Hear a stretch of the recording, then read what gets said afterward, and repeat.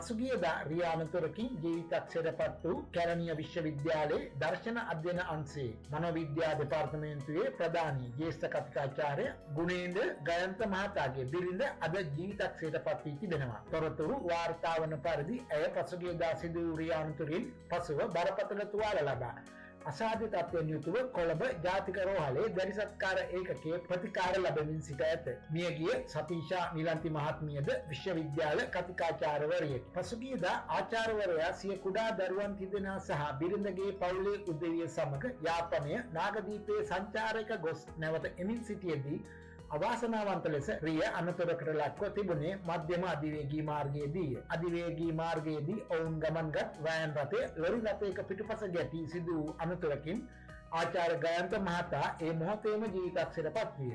අනතුරින් තුවාල ලැබූ දරුවන් තිදෙනා බිරිඳ, බිරිඳගේ බාල සහෝදරයා හා බිරිඳගේ මව කොළඹ ජාතික රෝහලේ ප්‍රතිකාර ලැබමින් සිටි අතර බිරිඳගේ මව හා දරුවන් තිදෙනාම සුවය ලබා රෝහලින් පිටව ගොස් තිබුණි.